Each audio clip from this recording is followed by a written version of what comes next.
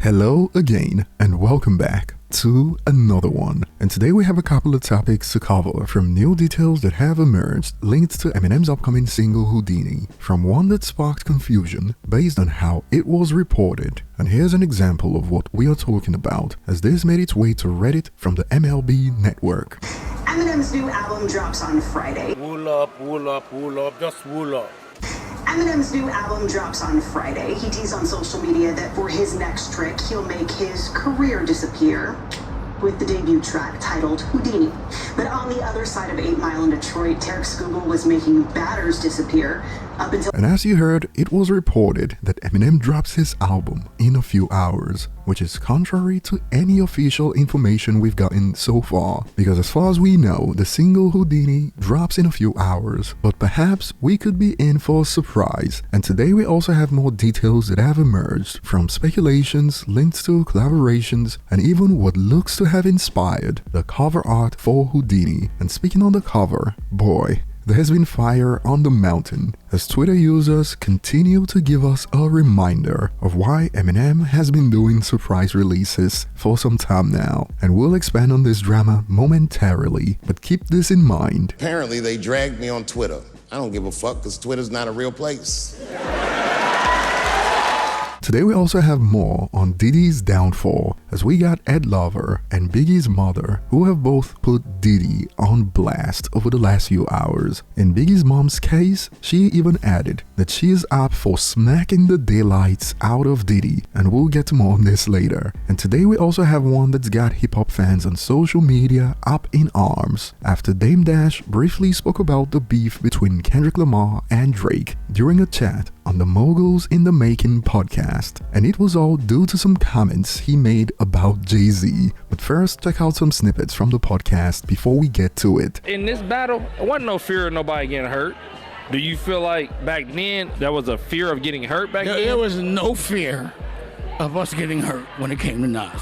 Not at all. I'm telling you right now, okay, that there was no fear of any violence when it came to that.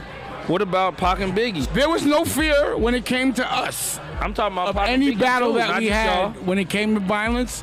No fear. We were never worried about that. It's a little more serious now. But this battle it hasn't been. I mean, like all of a sudden people shooting at Drake.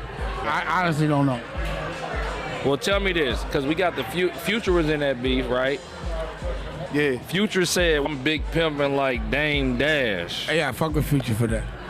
I heard that whole song was actually about Dame Dash, though. Big pimpin'? Everything, listen, everything Jay said, he was pretending to be me, yes. Ooh. No. Talking about Jay-Z? So you saying he ain't telling his story, he telling your story, you saying? Duh. I'm guessing. Who was the CEO? Who was Big Pimpin'? Who was doing all those things?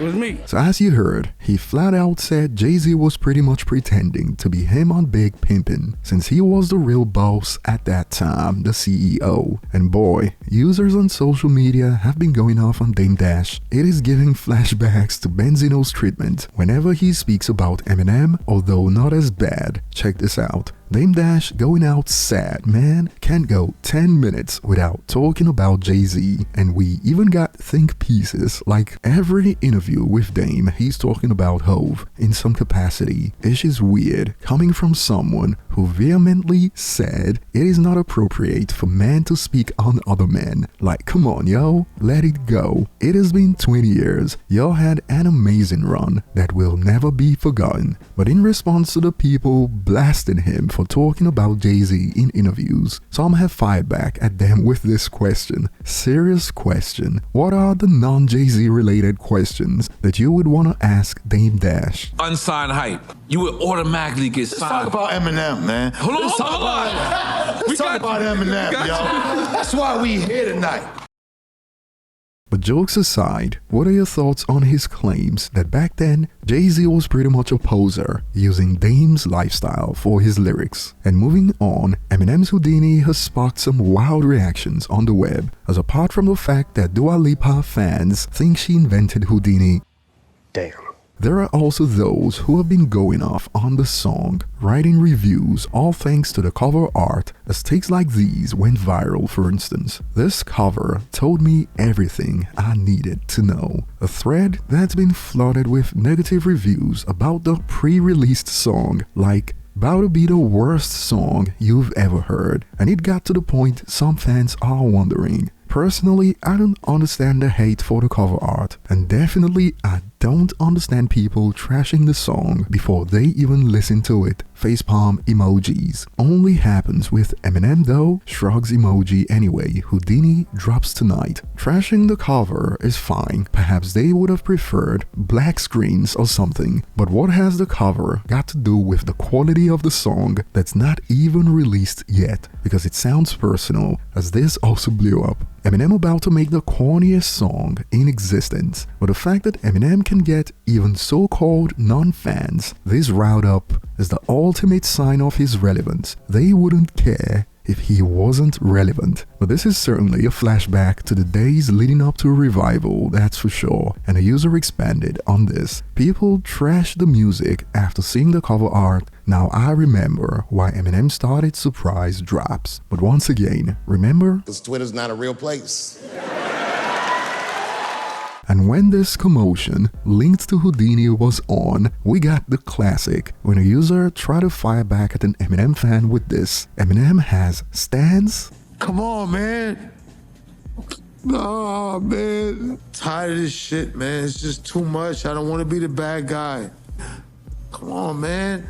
Talk about giving Gen Z a bad rep. And more has come to light that shows the cover art for Houdini was inspired by the book cover for The Last Greatest Magician in the World, Howard Thurston vs. Houdini, that is in line with the theme for Eminem's upcoming album. And this post from Alchemist has sparked even more speculations, as after he shared this on IG stories a few hours ago, some fans took it as confirmation that he has production credits on Eminem's upcoming album. And we are just hours away before we find out if we are getting just a single or single plus album. And moving on to the next point, before we get to Biggie's mother blasting Diddy over the Cassie situation and more, we got to hear from Ed Lover a few hours ago on the Come On Son podcast, and he went ballistic on Diddy for what he did to Cassie and also his apology video. And there's some irony at play, but first check out a snippet from the podcast. Let me tell you something,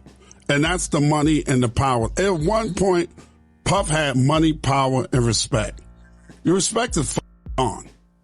It's gone fucking ever. The first thing when I saw it, I was awakened and I picked up my phone like I usually do to see if I had any missed calls. And the first thing I saw was text messages from friends like, yo, did you see this shit? And I was like, what? And I opened it and my stomach went sour automatically. As a father of 4 girls, my stomach automatically went sour. And then here's the other thing that I thought of. When I looked at it, I watched it again. Then I thought, look at Cassie running away from this man, trying to get away. And you come out with a towel on. You ain't put no drawers on. You ain't put no pants on. You ain't put no sweatsuit on. You ain't have no fucking socks on. And you come to run down the hallway to drag this woman and to beat this woman and to kick this woman and to stomp on this woman. He's a monster. See, for me, I can have empathy and sympathy for somebody's trauma when they were younger if they tried to work on their trauma, if they tried getting it right. Now, he said that he was at a very dark place in his life. Whatever. At that time.